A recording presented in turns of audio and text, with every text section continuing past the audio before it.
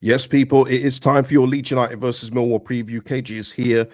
Big game tomorrow night. Big, I mean, it's huge, especially after the last couple of results. It's made even bigger, unfortunately. But listen, we're going to get into that in just a moment. Please like, subscribe, drop your comments below and your score predictions and any lineup changes you would make. Please put them in the comments. Thank you to Mr. P for the super thanks on the last video. Much appreciated, and big up to all members of the channel. But listen, just on that, super thanks, super chats, memberships, it all goes a long way. Really is appreciated, because without that, this thing doesn't go. Okay, the views and everything, they're cool, but you know, the additional support that you guys give, it really does mean a lot. So thank you guys that do contribute in that way. It does mean the world. But you know what also means the world? Tomorrow's night result. Because guys, our nice little space, our little comfort that we had of a gap in points, it's gone. It's disappeared. Now we are still top, but we literally, by the end of tonight, and I'm recording this on the Tuesday, we could be in third place. We could be in third place again, which is absolutely unthinkable after what we did against Sunderland and then Sheffield United. You're thinking, we've done the hard part. This is it now. You know, all the teams that we've got now, we've played Sheffield United twice, we've played Burnley twice, we've played Sunderland twice. This is it. But no, this is Leeds United. It's never it, is it? It's never it. And you know what? You get a bit comfortable. You think it's going to be different this time, but there's always that Leedsy thing in the way. But so we've made our job a little bit harder. And Sheffield United and Burnley, they're a bit like us in that instance, where every fixture they have looks favourable, and they've got I think, very favourable fixtures tonight. I should have looked before. Come on, but regardless of what happens with those guys, they could jump above us, but we need to take that spot back tomorrow night. And it's important that we get back on the winning trail and get 3 points. Look, the last two results for me have been dreadful. I'm not going to sugarcoat it. I know some of you were okay with the draw against West Brom at home. I was not pleased with that. We should have been bouncing after the two results we had, taking care of business against West Brom at home. If you drop points away at Portsmouth, then I can understand it. I can almost understand it. It's an away fixture, our dreaded early kickoffs. I can almost understand it. But to draw at home against West Brom, lose away at Portsmouth is an absolute, it's terrible. There's no other way of putting it. It's a disaster run of results. And it's now up to Farker and the team to get back in the winning column. There wasn't much in way of the press conference yesterday. There really wasn't. There was no, I'm just going to say it now. There were very, very powder puff questions being asked to Danny Farker yesterday. Not even in a roundabout way of dressing it up into like a poo sandwich, if you will. They were just very, very basic, especially after the last couple of results. I feel like the journalists could have asked about a couple of players possibly coming in.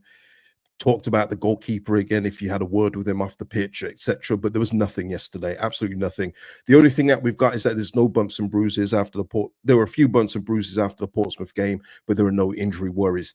Now, I know to some of you now that will think, oh man, no injury worries, that means no changes. Farke can't do that tomorrow. He can't.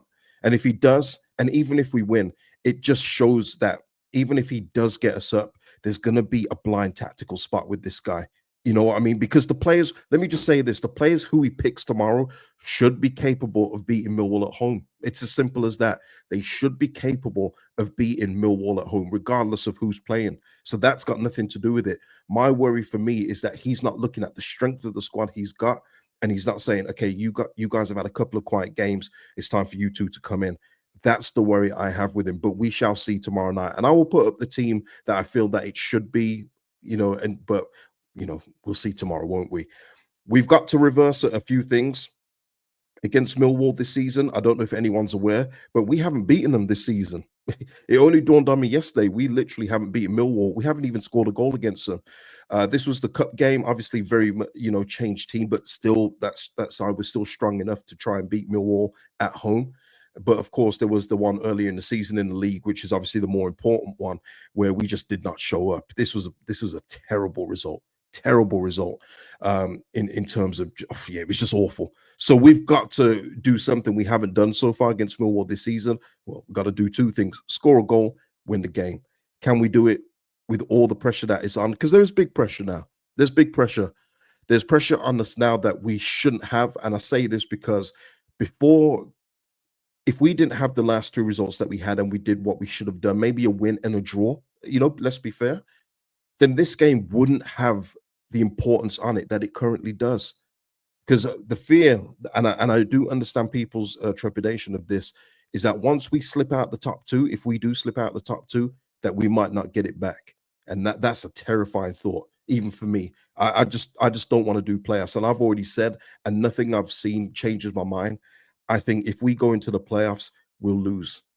Nothing I've seen has changed my mind in terms of the results against other teams of that ilk.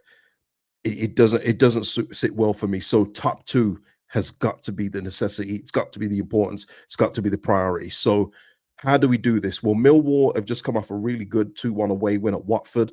We know what Millwall are like. It's going to be physical.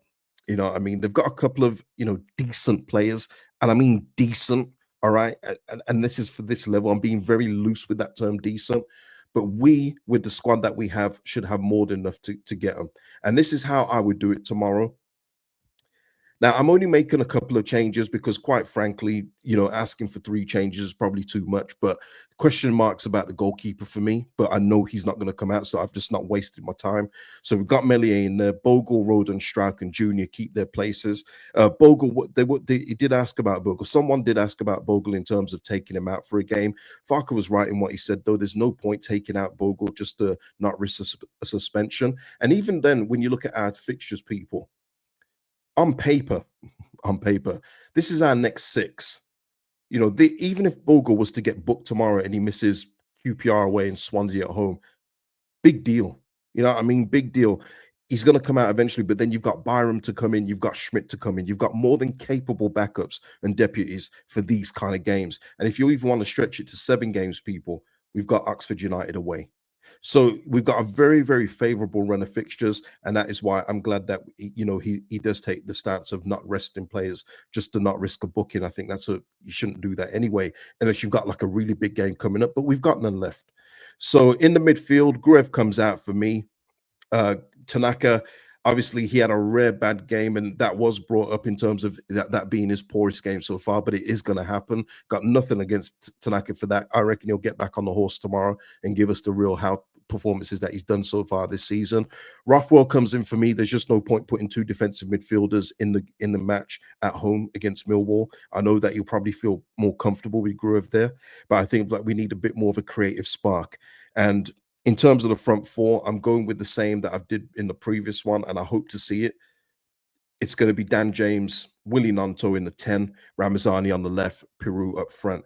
And even with Nanto and Ramazani, they can interchange. They always do. They swap positions. But it's important that they get a start in this one for me, people. It just for morale instances, for form instances, Aronson, Solomon have been off it. Solomon nowhere near the level of Aronson. Aronson has literally been a ghost in the last few games. He has to be on the bench. He has to be on the bench. Has to do it. Even if Aronson starts tomorrow and scores, for me, it just keeps on telling me that he's got a poor judgment when it comes to certain players, especially ones that he does trust.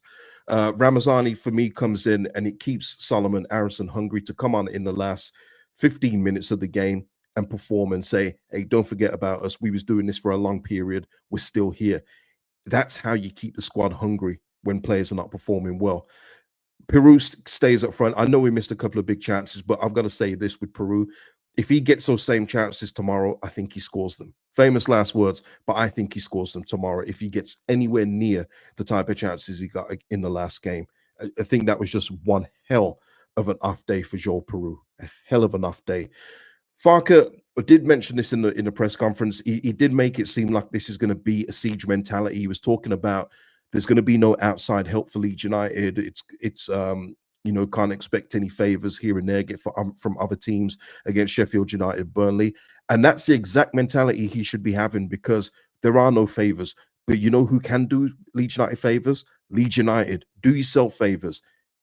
I've said it, and a few of you have said it as well, and it is absolutely true. The only team that can stop Leeds United from finishing in the top 2 is Leeds United. It's as simple as that. We did it last year.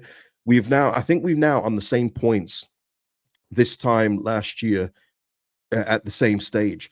So that cushion that we had and that good form that we were having in terms of a better point total has gone. We're at the same stage. It's just that there haven't been 2 teams that have been better, like Ipswich and Leicester were ahead of us this time last year in first and second. So that again, that just shows you how intense the competition was last year and how much better we've had it this year, and we still haven't taken full advantage. Thought we was going to, but the last two games have said, no, no, not yet, not yet. But Danny Farker is right. It's us against the world. Always has been, always will be. And Leeds have got to take that mentality into every single game. So when Dan James is getting kicked by a player, I need more of the players around him to put pressure on the referee and say, what are you doing? That's a penalty. Not just one, two, or three of them. Has to be more.